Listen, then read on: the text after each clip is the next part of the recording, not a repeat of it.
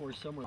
My understanding is that when the Spanish first came, they settled in compact communities, and as times became more peaceful, they spread out in long, linear, elongated villages because they wanted to face their land across the acequia so that nobody would steal their crops. Nobody, no neighbor and no Indian. No Indians, right. Well, that makes sense. But then times got difficult by way of raids by Indians, and the government, as you were pointing out, said, no, you must live in compact little communities. And when the Pecos Valley was settled, that was the model, that people in Cerrito, people in Anton Chico, people in San Miguel settled in compact little placitas, fortified, with the church in the middle. That's what they said. Okay, now what you're finding out from your study on San Miguel was that maybe not so, that these houses that are outliers from the original little plaza actually have beams that are older than some that are around the plaza, or as old.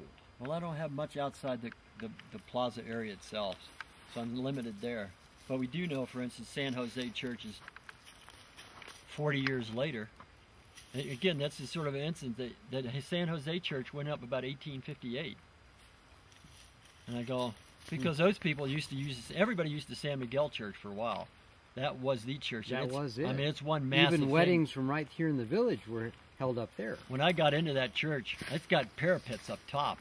And people talked about running in there when they... So one thing is, they didn't need a fortified town when they had that fortified church. Yeah. I mean, that's a massive thing, and it's got crenulated tops, you know, places where you can shoot on the roof. And it's massive up there. It's still got the whole original roof in it. Yeah. Those vigas up there are just oh, they're gigantic. Monsters. Yeah. But those are later. Those are reused beams that came from, I'm saying, the Galisteo, from some church in the Galisteo. Right? The ones over the sanctuary. Yes. The main ones going down there are all 1806, and they're like this. But those ones, those other ones, but you can see they're reused. They got mortise and tennis holes in them. And I got some of those. Oh, I got some of those in Isleta Pueblo Church where I'm working now, under the floor. These gigantic monsters, 7 meters long, joist under the floor. And some of them have these mortars and tennis holes stuck through them. They've got to be reused beams, and they have to come from another church. Because where else would you find a beam that big?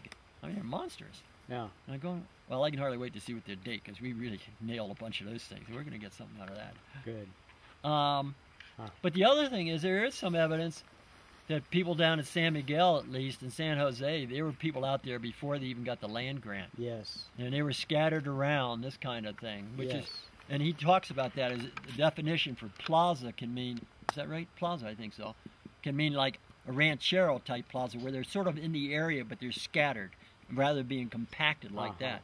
So you've got a compacted type plaza, and when the word, but when the word plaza is used, it can refer to either one, slightly dispersed kind of plaza, or more centralized kind of plaza.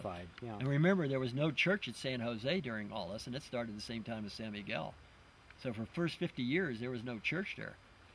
And again, I wonder, 1850s, that really sort of a hot era in there. I wonder if it was so damn dangerous out there going to church down at San Miguel that maybe decided to put their own church in there so they wouldn't be killed on the way to church. I mean, I don't know.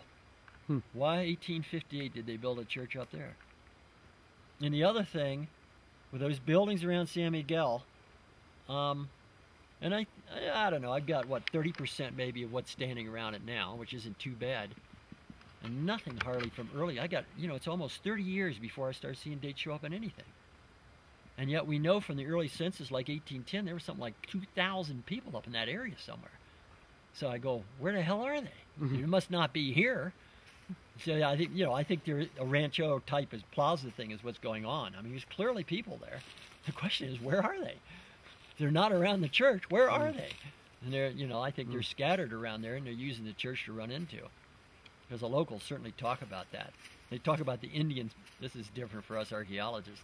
The Indians plundering the cemetery out front of San Miguel Church. Oh, that's different. So, anyway, that's what we have at this point. Tom, good stuff. This is very interesting. Yeah, thanks, man.